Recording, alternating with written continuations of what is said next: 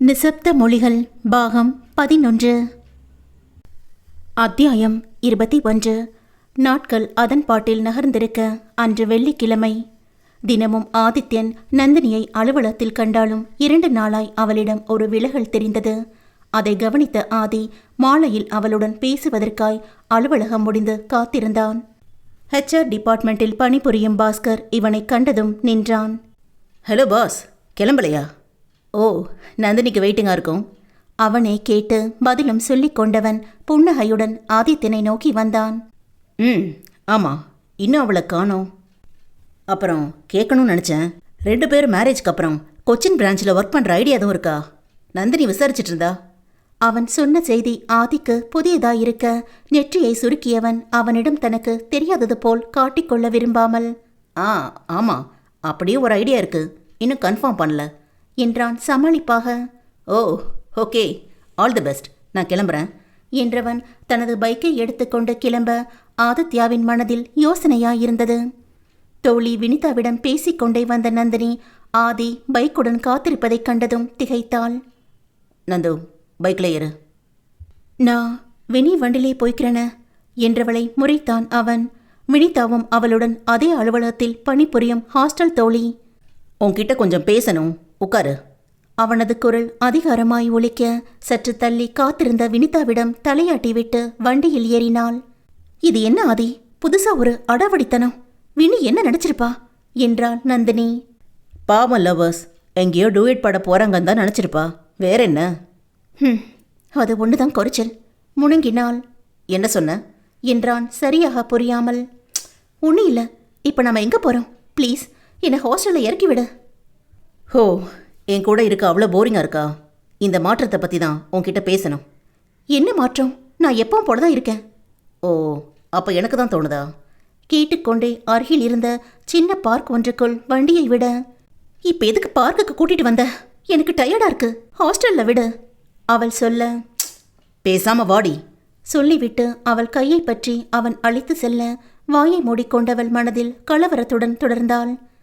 சற்று ஒதுக்கமான இடம் ஒன்றை தேர்ந்தெடுத்து ஆதித்யன் அமர கலக்கமாக முகத்தை வெளியே காட்டாமல் இருக்கும் பிரயத்தனத்துடன் எதிரில் அமர்ந்தாள் நந்தினி.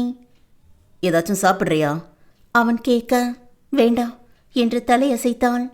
எனக்கு பசிக்குது, ஸ்வீட் கார்ன் வாங்கிட்டு வந்துடுறேன் சொன்னவன் எழுந்து செல்ல நீளமாய் மூச்சு விட்டவள் அவனிடம் என்ன சொல்வதென்று யோசித்தாள். அதற்குள் அவளுக்கு பிடித்த ஸ்வீட் கார்னை 2 கப்பில் வாங்கிக் கொண்டு அவளை நோக்கி வந்தான் ஆதித்யன். ஒன்றை அவளிடம் நீட்ட, நான் தான் வேணான்னு சொன்னன என்று அவள் வாங்க மறுக்க, உனக்கு பிடிச்சதானே, சாப்பிடு என்றவனிடம் மறுக்க முடியாமல் வாங்கிக் கொண்டாள். சூடான ஸ்வீட் கார்னை அவள் எப்பொழுதும் ரசித்து விரும்பி சாப்பிடுவாள். குட்டி பிளாஸ்டிக் ஸ்பூனில் எடுத்து சாப்பிட்டு கொண்டே ஆதித்யன் அவளை பார்க்க அவளோ யோசனையுடன் பேருக்கு எடுத்து கொறித்து கொண்டிருந்தாள். அவனது குரல் அவள் யோசனையை தடை செய்தது. நந்து, உனக்கு என்னாச்சு? 2 நாளாக என்னை அவாய்ட் பண்ணுறது போல தோணுது. Any problem? அதெல்லாம் ஒன்றும் இல்லை, உனக்கா தோணுது. ஓ, எனக்காகவே தோணுதா? ஆமாம், நீ எதுக்கு கொச்சின் பிரான்ச் பற்றி விசாரிச்சிருக்க? அங்கே டிரான்ஸ்ஃபர் வாங்கிட்டு ஓடிடலான்னு எதுவும் என்னம்மா? அவன் கேட்டதும் திகைத்தவள் சமாளித்தாள். அது ஒன்றும் இல்லை, கொச்சின் பிரான்ச்சுக்கு மாறினா அடிக்கடி வீட்டுக்கு போயிட்டு வந்துடலாம். அப்பாவுக்கு வேற அடிக்கடி உடம்புக்கு முடியாமல் போகுது, அதான் சும்மா விசாரிச்சு பார்த்தேன். அவன் முகத்தை ஏறிடாமல் குனிந்து கொண்டே சொன்னவளை கண்ணெடுக்காமல் பார்த்தான் ஆதி. அவன் மனது அவள் பொய் சொல்கிறாள் என்று சொல்ல கப்பில் மிச்சம் இருந்ததை சாப்பிட்டு கொண்டே கேட்டான். நந்து, உனக்கு நிஜமாலுமே என்னாச்சு? நீ என்னை அவாய்ட் பண்ணிட்டு ஓடுறத என்னால் தாங்க முடியல. என்கிட்ட எல்லா விஷயத்தையும் டிஸ்கஸ் பண்ணுற நீ எனக்கு தெரியாமல் இப்படி பண்ணுறது ரொம்ப வலிக்குது. அவன் சொல்லவும் சற்றென்று நிமிர்ந்தவள் கண்கள் அவன் கண்களை தீண்டவும் முணுக்கென்று கண்ணீர் துளிர்த்தது. அதை கண்டதும் பதறிப்போனவன், ஹேய் நந்து, என்னடி இது, எதுக்கு பழற என்றான் புரியாமல்.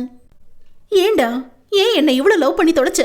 நான் விலகி போனா விட்டுட்டு போகாம எதுக்கு டார்ச்சர் கொடுக்குற? உன்னை பக்கத்துல பார்த்தா பேசுனா எங்க மனசுல உள்ளதை சொல்லிடுவேன்னு நினைச்சுதான் விலகி போனேன். கொச்சினுக்கு டிரான்ஸ்ஃபர் கிடைச்சா இந்த ஊரை விட்டே ஓடிடலாம் தான் ட்ரை பண்ணேன். எதுக்கும் விடாம என்னை பிடிச்சு வச்சு கேள்வி கேட்குறியே. கண்ணீர் நிற்காமல் வழிந்தது. ஏய் நந்து, என்னடி சொல்ற? நீ விளையாடல தானே என்னை விட்டு ஓடி போகணும்னு நினைச்சியா? எதுக்கு? நான் என்ன பண்ண என்றான் அதிர்ச்சியுடன். இதோ இப்படி எனக்காக துடிக்கிறியே, அதான் நீ பண்ற முதல் தப்பு. என்னை லவ் பண்ணது அதை விட பெரிய மகா தப்பு என்றவளின் கண்களில் கண்ணீர் மட்டும் ஓயவில்லை. அவள் வார்த்தைகள் ஒவ்வொன்றும் அவன் இதயத்தை அறுக்க ஏதோ சின்ன காரணத்தை சொல்லப் போகிறாள் என நினைத்து கொண்டிருந்தவன் அவளது அழுகையும் பேச்சும் விஷயம் பெரியது என்பதை உணர்த்த இடி விழுந்தது போல் அதிர்ந்து போனான். நீ வசதியான குடும்பத்தை சேர்ந்தவன் ஆதி. நீ எது செஞ்சாலும் அது ஒன்னைத்தான் பாதிக்கும். ஆனா என் குடும்பம் ஏழ்மையானது. என் வருமானத்தை எதிர்பார்த்திருக்கிற குடும்பத்தை நான் எது செஞ்சாலும் பாதிக்கும். என் அப்பா வேற ஹார்ட் பேஷண்ட். வீட்டை எதிர்த்து கல்யாணம் எல்லாம் நமக்கு சரி வராது. அதனால சொல்லிவிட்டு நிறுத்தியவள் அவனை நிமிர்ந்து நோக்க அந்த கண்களில் தெரிந்த வழியில் துடித்து போனாள். முகம் இறுகி கண்கள் சிவந்து அவளையே வெறித்தவன். சொல்லு, அதனால என்றான் அழுத்தத்துடன். அதனால நாம இப்படியே பிரிஞ்சிடலான்னு. அவள் வார்த்தையை முடிக்க முடியாமல் கண்களில் பொங்கிய கண்ணீரை அடக்கிக் கொண்டு அவனை பார்க்க அவளையே பார்த்திருந்தவன் சட்டென்று சிரித்தான். ஆமா, நீ எந்த போதி மரத்தடியில யோசிச்சப்ப உனக்கு இப்படி தோணுச்சு? கிண்டலாய் கேட்டவன். எது எதில் விளையாடுறதுன்னு உனக்கு விவஸ்தையே இல்லாமல் போயிடுச்சு. ஒரு பேச்சுக்கு கூட நாம பிரிஞ்சிடலான்னு சொல்லாத நந்து என்றான் உருகும் குரலில். அவன் சொன்னதை கேட்டு உடைந்து போனவள், நான் விளையாடலாதி, உண்மையத்தான் சொல்றேன். நமக்கு செட் ஆகாது. நம்ம பிரிஞ்சிடலாம். நான் வாக்கு கொடுத்துருக்கேன் சொல்லிவிட்டு அழத் தொடங்க அவன் புத்திக்கு அப்போதுதான் உரைக்க தொடங்கியது. என்னது? வாக்கு கொடுத்தியா? யாருக்கு? ப்ளீஸ், இதுக்கு மேலே என்ன எதுவும் கேட்காத. நம்ம பிரியணும் தான் விதி. இனி நமக்குள்ள எதுவும் இல்லை, புரிஞ்சுக்கோ. நம்ம பிரிஞ்சிடலாம். அழுகையை கட்டுப்படுத்தி கொண்டு தொடர்ந்தாள். என்னால முடியல. உன்னை விட்டு பிரியணும்னு நினைக்கும் போதே செத்துடலாம் போல தோணுது. எனக்கே இப்படின்னா என்னை உயிரா நினைக்கிறவோ நிலைமை என்னாகும்? என்னால எப்படி உன்கிட்ட சொல்ல முடியும்? இந்த தவிர்ப்புல தான் உன்கிட்ட முகம் கொடுத்து பேசாம 2 நாளா தவிர்க்க ட்ரை பண்ண. உன் வீட்டில் நம்ம கல்யாணத்துக்கு சம்மதம் கிடைக்கல. இப்ப புதுசா இன்னொரு பிரச்சனை முளைச்சிருக்கு என்றவள் நிறுத்திவிட்டு அவனை நோக்க அவன் எதுவும் பேசாமல் அதே அதிர்வுடன் இருந்தான். எனக்கு வீட்டில் கல்யாணம் பேச தொடங்கிட்டாங்க. அப்பாவுக்கு உடம்பு இருக்கிற நிலைமையில சீக்கிரம் என் கல்யாணத்தை நடத்தணும்னு ஆசை. என் குடும்ப சூழலை புரிஞ்சுக்கிற பையனா இருக்கணும்னு என் மாமா பையனுக்கே பேசிட்டு இருக்காங்க. என்னால இப்ப இருக்கிற சூழ்நிலையில இந்த கல்யாணத்தை தடுக்கவோ நம்ம காதல சொல்லவோ முடியல. ஆல்ரெடி அப்பாக்கு ஹார்ட் ப்ராப்ளம். நான் இதை சொல்லி எதுவும் ஆகிட்டா என்னால தாங்க முடியாது. வேண்டாம் ஆதி, எனக்கு நம்ம காதலை விட என் அப்பா உயிர் தான் முக்கியம். நாம பிரேக்கப் பண்ணிக்கலாம். கண்ணீருடன் சொன்னவளை நம்ப முடியாமல் அதிர்ச்சியுடன் நோக்கினான் ஆதி. நந்து, நீ என்ன சொல்ற? நமக்குள்ள பிரேக்கப்பா? உனக்கு வேற ஒருத்தனோட கல்யாணமா? என்ன கதை விடுற? இதெல்லாம் நான் நம்ப மாட்டேன். நீ வேறு ஏதோ ஒரு காரணத்தை மனசுல வச்சுக்கிட்டு தான் என்கிட்ட இப்படி பேசுற. உண்மையை சொல்லு. அவன் அவள் தோளை பிடித்து உழுக்க கையை தட்டி விட்டாள். ஆமா, நான் சொன்னதெல்லாம் உண்மைதான். உனக்கு காரணம் தான் வேணும், நான் சொல்றேன், கேட்டுக்கோ. 2 நாளைக்கு முன்னாடி உன் அப்பா எனக்கு ஃபோன் பண்ணாரு. அவர் சம்மதத்தோட இந்த கல்யாணம் நிச்சயமா நடக்காது. நீ ஒரு நல்ல குடும்பத்துல பிறந்த பொண்ணா இருந்தா என் மகனை விட்டு விலகிடு. எனக்கு உங்க கல்யாணத்துல விருப்பம் இல்லைன்னு சொன்னாரு. நான் எத்தனையோ கெஞ்சி பார்த்தேன், அவர் ஒத்துக்கல. என்னை மீறி கல்யாணம் பண்ணிக்கிட்டான். அவன் எனக்கு மகனே இல்ல. அவனை இந்த குடும்பத்தை விட்டு தள்ளி வச்சிருவேன்னு சொல்லிட்டாரு. எனக்கு தெரியும் உனக்கு உன் குடும்பத்தை எவ்வளவு பிடிக்கும்னு. என் ஒருத்திக்காக அவங்கள எல்லாம் நீ இழக்கக்கூடாது. உன் வீட்டில் சம்மதிக்காம என் குடும்பத்திலையும் இந்த கல்யாணத்தை ஒத்துக்க மாட்டாங்க. அப்பாக்கு வேற முடியல. இதெல்லாம் சொல்லி வேற எந்த பிரச்சனையும் ஆயிடுமோன்னு எனக்கு பயமா இருக்கு. அதனால நாம பிரியறதான் எல்லாருக்கும் நல்ல தீர்வுன்னு எனக்கு தோணுது. நான் உன் அப்பா கிட்ட என்னால உங்க குடும்பம் பிரியாதுன்னு வாக்கு கொடுத்துட்டேன். நீயும் இதுக்கு கட்டுப்பட்டு தான் ஆகணும் என்றவளை அதிர்ச்சியுடன் அவன் நோக்கி கொண்டிருக்க அந்த நேரத்தில் அவளது அலைபேசி சினுங்கியது. அதை எடுத்து பார்த்தவள் கண்கள் சுருங்க ஒரு தீவிரம் முகத்தில் வந்து ஒட்டி கொண்டது. அவனை தயக்கத்துடன் பார்த்தவள், ஃபோன் பேசிட்டு வந்துடுறேன் என்று எழுந்து கொள்ள அவனுக்கு தெரியக்கூடாதா என்பது போல் புதியதாய் அவளை பார்த்தான். அவள் சொன்ன வார்த்தைகளை ரிவைண்ட் பண்ணி பார்த்து கொண்டிருந்தவன் மனம் வேதனையில் தவித்தது. கடைசியில நீங்க தான் என் காதலுக்கு வில்லனாப்பா என்று நினைத்தவன் மனம் தந்தையிடம் கோபப்பட்டது. இல்ல, என் காதலை தோக்க விட மாட்டேன். நந்தினி இல்லாம எனக்கு வாழ்க்கையே இல்ல. 2 குடும்பத்திலையும் எப்படியாச்சும் பேசி சம்மதம் வாங்குவேன் என யோசித்துக் கொண்டவன் எழுந்து நந்தினியை தேட அவளை காணவில்லை. திகைப்புடன் தேடிக்கொண்டே பார்க் முகப்புக்கு வந்தான் ஆதித்யன். வெளியே இருக்கிறாளா என யோசித்துக் கொண்டே தேடியவன் விழிகள் எதிர்ப்புறம் இருந்த ஹோட்டலுக்குள் நுழைந்த மனிதரைக் கண்டதும் திகைத்தன. அது அவனது தந்தை சுந்தரேசன். அவரை அங்கே எதிர்பார்க்காதவன் மூளை சட்டென்று 1 3 2 என்று கணக்கு போட, நந்தினியோட நான் பேசிட்டு இருக்கதை பார்த்து இவர் தான் அவளுக்கு ஃபோன் பண்ணதா? எனக்கு தெரியாம இங்கே வந்து இத்தனை வேலை பண்ணிட்டு இருக்கீங்களா? யோசித்தவன் முகத்தில் கோபம் தெரிந்தது. நான் அவ்வளவு சொல்லியும் என் காதலை பிரிக்க கங்கணம் கட்டி இறங்கிட்டீங்களா என யோசித்துக் கொண்டே ஆவேசத்துடன் வேகமாய் சாலையை கடந்தவன் அந்த ஹோட்டலை நோக்கி செல்ல, பின்னில் நந்தினியின் குரல் கேட்டது. ஆதி, நான் இங்கே இருக்கேன். அவளது அன்னையிடம் பேசிவிட்டு வந்தவள் ஆதி எங்கோ வேகமாய் ஓடுவதைக் கண்டு அவளும் தொடர்ந்தாள். அன்னை அவளது கல்யாண சம்மதத்திற்காய் அழைத்திருக்க, அவன் முன்னில் பேசத் தயங்கியவள் எழுந்து சற்று தள்ளி இருந்த மரத்தின் பின்னில் நின்று கொண்டிருக்க, இதை கவனிக்காமல் வெளியே தேட சென்ற ஆதியின் கண்ணில் சுந்தரம் பட்டிருந்தார். ஆதி எங்கே இத்தனை வேகமாய் செல்கிறான்? எதுவும் பிரச்சனையா? ஒருவேளை என்னிடம் கோபப்பட்டு செல்கிறானோ என யோசித்தவள் ஆதி என கத்திக்கொண்டே அவசரத்தில் இருமருங்கும் நோக்காமல் சாலையை கடக்க, வேகமாய் வந்த கார் பிரேக் பிடிக்காமல் அவள் காலில் இடிக்க அலறலுடன் கீழே விழுந்தாள். சத்தம் கேட்டு திரும்பி பார்த்த ஆதி நந்து என கத்திக்கொண்டே திரும்ப ஓடி வர, அதற்குள் அங்கே கூட்டம் கூடத் தொடங்கியது. நந்தினி அடிபட்டதில் மயங்கி இருக்க, காலில் இருந்து வேகமாய் வெளியேறிக் கொண்டிருந்த ரத்தம் பூமியை நனைக்கத் தொடங்கியது. ஐயோ நந்து, இப்படி ஆயிடுச்சு. அவளை மடியில் போட்டுக்கொண்டு காலை கையில் பிடித்துக்கொண்டு அழுது புலம்பியவனை தேற்ற யாரும் இல்லை. சில நிமிடத்தில் ஆம்புலன்ஸ் வர அவளை தூக்கிக் கொண்டு மருத்துவமனை ஓடினர். ஐயோ கடவுளே! அலறிக்கொண்டு எழுந்தமர்ந்த சகுந்தலாவின் சத்தத்தில் சுந்தரமும் விழித்து கொண்டார். உடம்பெல்லாம் வியர்த்து கொட்ட பெரிய மூச்சுக்களை எடுத்துக்கொண்டு அமர்ந்திருந்த மனைவியின் தோளில் கை வைத்தவர், என்ன சகு, ஏதாச்சும் கெட்ட கனவா என்று கேட்க எதுவும் பேசாமல் இருந்தார். சரி, தண்ணியை குடிச்சிட்டு படு சொல்லிவிட்டு அவர் படுத்துக்கொள்ள சகுந்தலா அப்படியே அமர்ந்திருந்தார். உறங்கியிருந்தால் தானே கனவு வருவதற்கு? பழைய நினைவுகளை அசை போட்டு கொண்டிருந்தவர் அன்றைய தாக்கத்தில் கத்திவிட்டார். நந்தினியின் ஒரு கால் நரம்புகள் சிதைந்து விட்டதால் காலை அகற்ற வேண்டும் என்று டாக்டர் சொல்லிவிட, தன் மகன் அழுது துடித்ததை அருகில் இருந்து கண்டவரால் அந்த நினைவை எளிதில் கடக்க முடியவில்லை. அதன் பின் ஏதேதோ நடந்துவிட்டது. நந்தினியின் தாய் தந்தையர் விவரமறிந்து கலக்கத்துடன் அவளை காண வந்தனர். வானதிக்கு நர்சிங் எக்ஸாம் நடந்து கொண்டிருந்ததால் அவளை வரவேண்டாம் என்று ஊரிலேயே விட்டு வந்தனர். நந்தினி மயக்கத்தில் இருக்க அவளை பரிசோதித்த டாக்டர் காலை உடனடியாய் நீக்கியாக வேண்டும் என்று சொல்ல, அவள் பெற்றோரை விட அதிகம் கலங்கி போன ஆதி கதறினான். வேறு வழி இல்லை என்று டாக்டர் சொன்னதால் காலை நீக்க சம்மதித்தனர். நிறைய செலவாகும் என்று தோன்றவே கையில் இருந்த சேமிப்பு முழுவதையும் கொண்டு வந்த ஆதி அதை நந்தினியின் தந்தையிடம் கொடுக்க, அவர் வாங்கிக் கொள்ள தயங்கினார். அங்கிள், இப்போ நமக்கு நந்தினி தான் முக்கியம். எவ்வளோ செலவானாலும் பரவாயில்ல, அவளுக்கு எதுவும் ஆகிடக்கூடாது. நீங்கள் கூட இருந்து பார்த்துக்கோங்க. எனக்கு ஒரு முக்கியமான வேலை இருக்குது, அதை முடிச்சிட்டு நாளைக்கு திரும்ப வந்துடுறேன் என்றவன் அடுத்த ஃப்ளைட்டில் சென்னை கிளம்பினான். அன்று சனிக்கிழமை என்பதால் குந்தவையும் அருளும் வீட்டில் இருக்க, காலையில் பெங்களூரில் இருந்து வீடு திரும்பியிருந்த சுந்தரம் அலுவலகம் செல்லாமல் வீட்டில் ஓய்வெடுத்துக் கொண்டிருந்தார். அம்மா! கோபத்துடன் அழைத்து கொண்டே உள்ளே வந்த ஆதியின் குரலை கேட்டு சகுந்தலாவும் குந்தவையும் எட்டி பார்க்க, ஹாலில் அமர்ந்து டிவி பார்த்து கொண்டிருந்த சுந்தரம் திடுக்கிட்டு திரும்பினார். அண்ணனின் குரலை கேட்டு அருளும் கீழே வந்தான். ஆதி, வாடா, என்ன திடீர்னு வந்திருக்க? மலர்ந்த முகத்துடன் வரவேற்ற சகுந்தலா மகனின் முகத்தில் இருந்த கோபத்தின் காரணம் புரியாமல் திகைத்தார். என்ன இந்த நேரத்தில் வந்திருக்க? ஃப்ளைட்டில் வந்தியா? தந்தை கேட்கவும் அவனது முகம் மேலும் சிவந்தது. அம்மா, அந்த ஆளை பேச வேண்டான்னு சொல்லுங்க, கொலை வெறியில் வந்திருக்கேன்.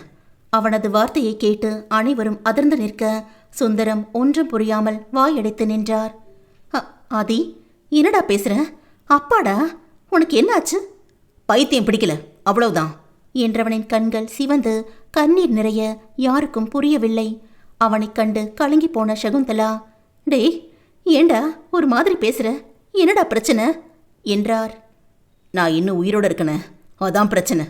நான் சொன்னேம்மா, என்னால் நந்தினியை மறக்க முடியாது, அவளை தவிர வேற யாரையும் கல்யாணம் பண்ணிக்க மாட்டேன்னு சொன்னேன்ல. நீங்க தான் அப்பா கிட்ட பேசி எப்படியாச்சும் சம்மதம் வாங்கித்தரேன், கொஞ்சம் வெயிட் பண்ணுன்னு சொன்னீங்க. அதை நம்பி நானும் வெயிட் பண்ணேன். ஆனா இதெல்லாம் இந்த கேவலமான வேலையை பண்ணத்தான்னு எனக்கு தெரியாம போயிடுச்சு. ஆதி, நீ என்ன சொல்றேன்னு எதுவுமே புரியல. தெளிவா விஷயத்த சொல்லேண்டா என்றார் தவிப்புடன். இவர் நேத்து பெங்களூர் வந்திருந்தாரா? ஆமா, ஏதோ பிசினஸ் மீட்டிங் விஷயமா போயிட்டு வந்தாரு.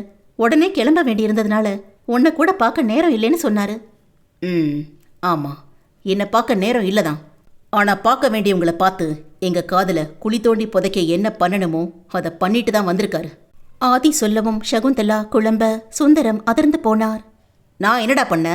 சுந்தரம் கேட்க அவர் முகத்தை கூட நோக்காதவன், அம்மா, அவரை பேச வேண்டான்னு சொல்லுங்க என்றான் கோபத்துடன். அண்ணா, கொஞ்சம் பொறுமையா பேசுங்க. எதுக்கு இவ்வளோ கோபம் என்றான் அருள். பொறுமையா இருந்ததுக்கு பரிசுதான் என் நந்தினி ஆக்சிடென்ட் பண்ணி ஹாஸ்பிட்டல்ல படுக்க வச்சிட்டாரே. இனியும் என்னால பொறுமையா இருக்க முடியாது. அவன் ஆத்திரமும் அழுகையுமாய் சொல்ல அனைவரும் அதிர்ந்து நோக்கினர். சுந்தரம் எதுவும் புரியாமல் மகனையே பார்த்து கொண்டிருக்க அவரிடம் வந்தவன், சொல்லுங்க, என் நந்தினிய கார்ல அடிச்சு தூக்க நீங்க தானே பிளான் பண்ணீங்க? கை கால் தான் பிளானா, இல்ல ஆளைய தூக்க சொல்லியிருந்தீங்களா என்றான். அவன் சொன்னதை கேட்டதும் சகுந்தலா, ஐயோ என்னடா சொல்ற என்று அலற, சுந்தரம் அதிர்ச்சியும் கோபமுமாய் மகனை பார்த்து ருத்ரமூர்த்தியாய் நின்றார். அத்தியாயம் 22. ஆதி சொன்னதை கேட்டதும் சகுந்தலா, ஐயோ என்னடா சொல்ற என்று அலற, சுந்தரம் அதிர்ச்சியும் கோபமுமாய் மகனை பார்த்து நின்றார். ஆமாம்மா, நந்தினிக்கு ஃபோன் பண்ணி மிரட்டியிருக்காரு. அவரை மீறி நாங்கள் கல்யாணம் பண்ணிக்கிட்டா இந்த குடும்பத்தை விட்டு என்னை விலக்கி வச்சிருவேன்னு சொல்லியிருக்காரு. அவளும் உங்கள் குடும்ப பிரிய நான் காரணமாக இருக்க மாட்டேன்னு வாக்கு கொடுத்துருக்கா. மகன் சொன்னதை கேட்டு அதிர்ச்சியுடன் சகுந்தலா கணவரை பார்க்க அவர் முகம் கன்றி மனைவியின் குற்றம் சாட்டும் பார்வையை எதிர்கொள்ள முடியாமல் தலை குனிந்து கொண்டார். இளையவர்கள் எதுவும் புரியாமல் அமைதியாய் பார்த்து கொண்டிருந்தனர். அது மட்டும் இல்லைம்மா, அவ இவர்கிட்ட வாக்கு கொடுத்தாலும் அதை ஃபாலோ பண்ணலைன்னா என்ன பண்ணுறதுன்னு தான் யாரையோ செட் பண்ணி நாங்கள் பார்க்கில் இருக்கிறது தெரிஞ்சு ஆக்சிடென்ட் பண்ண சொல்லியிருக்காரு. அதோட நேரில் பார்க்கவும் அங்கே வந்துட்டாரு. இவ்வளோ நாளா உன் ஹீரோவாக இருந்த புருஷன் உண்மையிலேயே வில்லன்மா என்றவன் மடிந்தமர்ந்து அழத் தொடங்க மகனை சமாதானப்படுத்துவதா அதிர்ந்து பேச்சிழந்து நிற்கும் கணவனிடம் அவன் சொன்னதெல்லாம் நிஜம்தானா என வாதிப்பதா என்று புரியாமல் கண்ணீருடன் நின்ற சகுந்தலா சுந்தரத்தை கேள்வியாய் ஒரு பார்வை பார்க்க அவர் துடித்து போனார். சகு, நீ என்னை அப்படி நம்பிக்கை இல்லாமல் பார்க்காத. நான் எதுவும் பண்ணலை. இவன் சொல்கிறத நம்பாத. நான் அந்த பொண்ணுக்கு ஃபோன் பண்ணி பேசினது உண்மைதான். ஆனால் இந்த மாதிரி எதுவும் நான் பண்ணலை. நான் உண்மையிலேயே பிஸ்னஸ் மீட்டிங் அட்டன் பண்ண தான் அங்கே போனேன். ப்ளீஸ் என்னை நம்புமா என்றார் சுந்தரம். இல்லைம்மா, அவர் பொய் சொல்கிறாரு. இவருக்கு காதல் பிடிக்காதுன்னு உலகத்தில் யாருமே காதலிக்க கூடாதுன்னு நினைக்கிறது முட்டாள்தனம். இவர் நினைக்கிறத சாதிக்க என்ன வேணாலும் பண்ணுவார். அவருக்கு அவர் நினைச்சது தான் முக்கியம். யாருக்கு தெரியும், நாளைக்கே என்னை கொண்டு போட்டாலும் போடுவார். என் நந்தினியை கொல்ல பார்த்த கொலகார பாவி என்றதும் ஆதி என்று கோபத்துடன் சகுந்தலா கத்த சுந்தரத்தின் கண்கள் அவனை எரித்து விடுவது போல் ஆங்காரத்துடன் நோக்கின. என்னடா சொன்ன? அவர் உன்னை கொல்லுவாரா? கல்யாணமாகி 2 வருஷம் கழிச்சு பிறந்த உன்னை மூத்த பிள்ளைன்னு மார்லையும் தோல்லையும் போட்டு வளர்த்தின மனுஷனை பார்த்து என்ன வார்த்தை சொல்லிட்ட? என் புருஷனுக்கு காதல் பிடிக்காதுதான், அதுக்காக அவர் ஒரு நல்ல அப்பா இல்லைன்னு ஆயிடுமா? ஏண்டா இப்படி சொல்லிட்ட? மகன் கணவனை சொன்ன சொல்லின் வீரியம் தாங்காமல் கண்களில் கண்ணீர் ஒழுக கோபத்துடன் கேட்டார் சகுந்தலா. இளையவர்கள் நடப்பதை அதிர்ச்சியுடன் நோக்கிக் கொண்டு நிற்க குந்தவை அழுது கொண்டே சொன்னாள், அண்ணா கொஞ்சம் பொறுமையா இருங்க, அப்பா இப்படியெல்லாம் பண்ணிருக்க மாட்டாரண்ணா. அவள் சொன்னதை கேட்டு இளக்காரமாய் சிரித்தான் ஆதித்யன். உனக்கு தெரியாதுமா, இவர் தான் நினச்சதான் நடக்கணும், அதுக்காக என்ன வேணாலும் செய்வார். என் ஆஃபீஸில் கூப்பிட்டு நந்தினி ஃபோன் நம்பர் வாங்கி அவளை மிரட்டின இவருக்கு ஆக்சிடென்ட் பண்ண வண்டியை ஏற்பாடு பண்ண முடியாதா என்ன? நிச்சயம் பண்ணியிருப்பாரு. இல்லை இல்லை, நான் யாரையும் எதுவும் பண்ண சொல்லலை கத்திய சுந்தரம். என்னடா சொன்ன? நான் கொலகாரனா? கொஞ்ச நாள் காதலிச்ச ஒருத்திக்காக உன்னை பெத்த தகப்பனையே கொலகாரன் யோசிக்கிற அளவுக்கு வந்துட்டியா? இதுக்கு மேலேயும் நீ இந்த வீட்டில் இருக்கக்கூடாது. என் கண்ணு முன்னாடி நிற்காம போயிடு. அவர் ஆங்காரத்துடன் கத்தியதைக் கண்டு அனைவரும் அதிர்ந்து விழிக்க சகுந்தலா கதறினார்.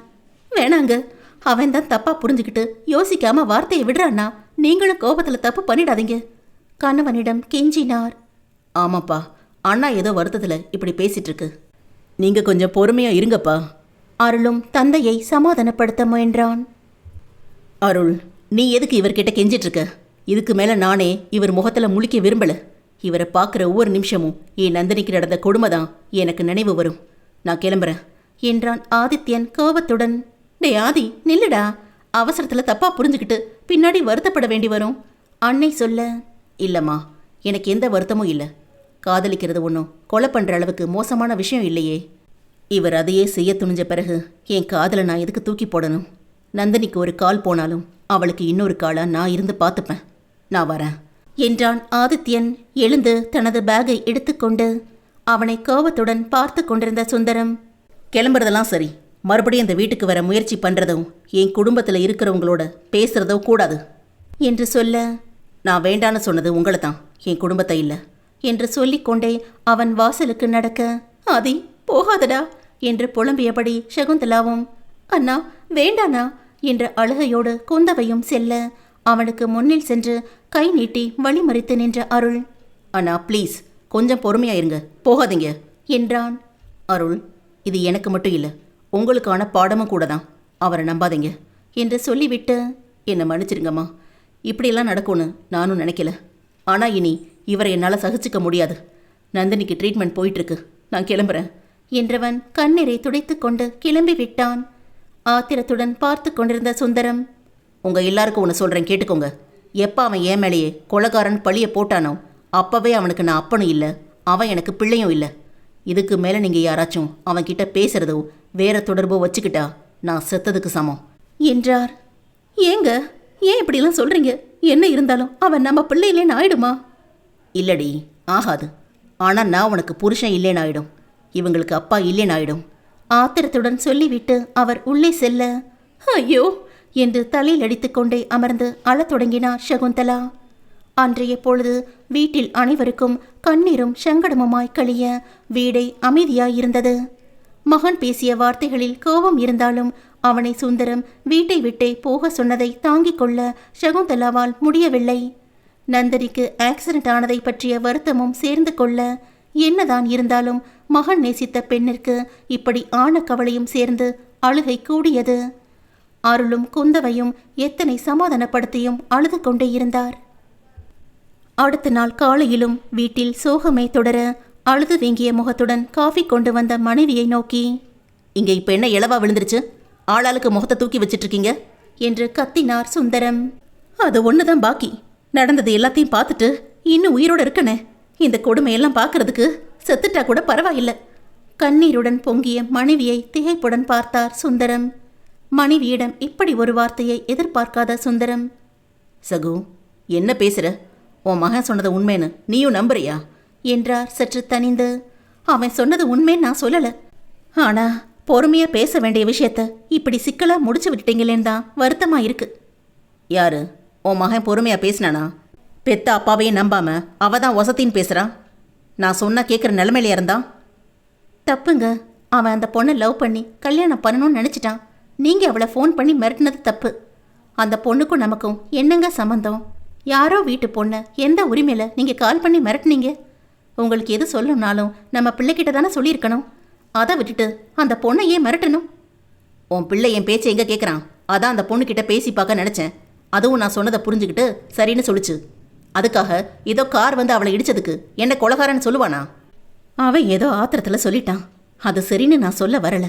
ஆனால் அந்த பொண்ணுக்கு இப்படியாக மறைமுகமாக நீங்களும் ஒரு காரணமாகிட்டீங்களே. என்னது, நான் காரணமா? நீங்கள் பேசாமல் இருந்திருந்தா அவங்களுக்குள்ள எந்த பிரச்சனையும் வந்திருக்காது, விபத்தும் நடந்திருக்காது. சகுந்தலா சொன்னதை கேட்டு அவர் அமைதியாய் யோசிக்க முதன் முறையாய் தான் செய்தது தவறோ என்ற எண்ணம் வந்தது. என்ன இருந்தாலும் வயசு பொண்ணு, நம்ம வீட்டில் இல்லைனாலும் யார் வீட்லேயே வாழ வேண்டிய பொண்ணு. கால் இழந்து நிற்கிறதெல்லாம் நரகம். நீங்கள் பேசினதுக்கு அது நல்ல பொண்ணாக இருக்கவும் தான் சரின்னு சம்மதிச்சிருக்கு. பாவம் அந்த பொண்ணை பெற்றவங்க, அவங்க மனசு என்ன பாடுபடும்? அதுக்கு இப்போ என்ன பண்ண சொல்கிற என்றார் சுந்தரம் சிடுசிடுப்புடன். நமக்கும் ஒரு பொண்ணு இருக்கு, இதெல்லாம் கேட்டுக்கிட்டு கண்டுக்காம இருக்க என் மனசுக்கு முடியலங்க. சொல்லும் போதே சகுந்தலா அழத் தொடங்கினார். அழுதுகிட்டே இருக்காம என்ன சொல்ல வந்தியோ சொல்லு என்றவன் குரலிலும் சிறு வருத்தம் தெரிந்தது. நாம ஒரு எட்டு போய் அந்த பொண்ணை பார்த்துட்டு வந்துடலாமா என்றதும் அவர் முகம் இறுகியது. இங்கே பாரு சகு, எனக்கு அந்த பொண்ணு மேலே எந்த கோபமும் இல்லை. சொல்லப்போனா அவளோட பேசின பிறகு நல்ல அபிப்பிராயம் கூட இருக்கு. வாழ வேண்டிய வயசில் இப்படி ஆயிடுச்சேன்னு வருத்தப்படுறேன். ஆனால் உன் பிள்ளையை நான் மன்னிக்க தயாரா இல்லை. அவனை பார்க்க கூட விரும்பலை என்றார் உறுதியாக. அந்த பொண்ணோட நிலைமைக்கு நாமளும் ஒரு காரணம்னு நாளைக்கு பழி சொல்லி வந்துடக்கூடாதுங்க. அதனால நானும் அருளும் வேணும்னா பார்த்துட்டு வரட்டுமா? தயங்கிக் கொண்டே கேட்டார் சகுந்தலா. ஒரு நிமிடம் திகைப்புடன் யோசித்த சுந்தரம், ஆனால் இதை காரணமாக வச்சு உன் பிள்ளைய மறுபடியும் இந்த வீட்டுக்குள்ளே கொண்டு வர மாட்டேன்னு சத்தியம் பண்ணணும். பண்ணுவியா என்றார். உண்மையில் சுந்தரத்தின் மனதில் மகன் சொன்ன வார்த்தைகள் பெரிய வழியை உண்டு பண்ணியிருந்தன. அவளும் வாழ வேண்டிய இளம்பெண் இந்த வயதில் இப்படி ஒரு விபத்து ஏற்பட தானும் மறைமுகமாய் ஒரு காரணம் என்று மனைவி சொல்லவும் தனது செய்கைக்காய் உண்மையிலேயே வருத்தம் தோன்றியது. மனைவியின் அழுகையும் மனதை உழுக்க சம்மதித்தார். சகுந்தலாவும் யோசித்துவிட்டு, இல்லைங்க, இந்த சம்பவத்தை காரணமாக வச்சு நிச்சயம் நான் அவனை வீட்டுக்கு வர வைக்க மாட்டேன். அவன் பேசினதுல எனக்கும் கோபம் இருக்கு. அவன் தப்ப உணர்ந்து மன்னிப்பு கேட்குற வரைக்கும் நான் எந்த முயற்சியும் எடுக்க மாட்டேன் என்றார் தீர்மானமாக. நல்லது. 2 பேரும் இன்னைக்கு ஃப்ளைட்டில் போயிட்டு நாளைக்கு டிராவல் பஸ்ஸில் திரும்பிடுங்க. அவங்களுக்கு எதுவும் உதவி வேணாலும் பண்ணு. போயிட்டு வாங்க என்ற கணவரை உண்மையிலேயே அன்போடு நோக்கினார் சகுந்தலா. பலாப்பழம் போல வெளியே முள்ளும் உள்ள மதுரை சுளையுமா இருக்கும் இந்த மனுஷனையா என் மகன் கொலகாரன் சொன்னா? வருத்தத்தில் பெருமூச்சு வந்தது. சரிங்க. இதுவரை இருந்த சோகம் மாறி சற்று உற்சாகமாய் ஒலித்த மனைவியின் குரலில் திருப்திப்பட்டவராய் வெளியே கிளம்பினார் சுந்தரம்.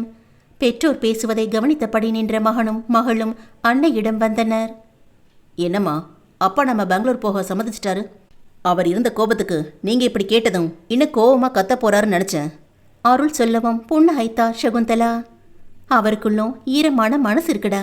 அதே என்னமோ சின்ன வயசுலேருந்து கிடைச்ச ஏமாற்றமோ உதாசீனமோ மனசை பாறை போல இருக வச்சிருக்கு. அதோட அவர் பார்த்த காதல் எல்லாம் நாசத்தை மட்டுமே கொடுத்ததுனால எந்த காதலையும் ஏற்றுக்க அவர் தயார் இல்லை. உன் அண்ணன் தான் அவசரப்பட்டு ஆத்திரத்தில் பேசக்கூடாதெல்லாம் பேசிட்டான். அவனுக்கு அங்கே போய் இருக்கு என்றவர். சரி, சீக்கிரம் கிளம்புறதுக்கு ரெடி பண்ணு. 10 மணிக்கு ஃப்ளைட் டிக்கெட்டு புக் பண்ணியிருக்காரு. நான் சமையலை சீக்கிரம் முடிக்கிறேன் என்றவர் அடுக்கலைக்கு செல்ல குந்தவை முகத்தை தூக்கி வைத்து கொண்டாள். நான் தனியாக இங்கே இருக்கணுமா? நானும் வரேம்மா. அப்பா துணைக்கு இருக்கார்ல, அப்புறம் என்ன? நாங்கள் என்ன பிக்னிக்கா போகிறோம்? நீயும் வரேன்னு சொன்னா அப்பாவுக்கு கோவம் வரும். இப்போ நாங்கள் மட்டும் போயிட்டு வரோம், நீ அப்பா கூட இருமா என்றார் சகுந்தலா. சீக்கிரமே சமையலை முடித்து பேருக்கு சாப்பிட்டு விட்டு அருளின் பைக்கிலேயே இருவரும் ஏர்போர்ட் கிளம்பினர். சுந்தரம் முகத்தை தூக்கி வைத்திருந்தாலும், அம்மாவை பார்த்து கூட்டிகிட்டு போடா என்றார் மகனிடம். சரிப்பா. அருள் தலையாட்ட, போயிட்டு வரேங்க என்ற மனைவியிடம், அங்கே போய் உன் பிள்ளையை பார்த்ததும் எனக்கு கொடுத்த வாக்க மறந்துடாத. போனமா வந்தமான்னு இருக்கணும் என்றார் கண்டிப்புடன். சரிங்க குந்தவை, அப்பாவை கவனிச்சுக்கடி, பத்திரமாயிரு என்று விட்டு மகனின் பின்னில் பைக்கில் அமர்ந்தார். ஃப்ளைட் அன்று சற்று தாமதமாக 12 மணிக்கு ஆதியின் ஃப்ளாட்டில் இருந்தனர். அன்னை வருகிறார் என்றதும் உண்மையிலேயே அவனுக்கு மிகப்பெரிய ஆறுதலாய் உணர்ந்தான். கீழே விழுந்ததில் தலையில் அடிபட்டிருந்ததால் ஒரு நாள் முழுவதும் மயக்கத்தில் இருந்த நந்தினி அடுத்த நாளும் அடிக்கடி நினைவு திரும்புவதும் மயக்கத்திற்கு போவதுமாயிருக்க உணரும்போது வழியில் கதறுபவளை சமாளிக்க முடியாமல் உறக்க ஊசி போட்டு உறக்கத்திலேயே வைத்திருந்தனர்.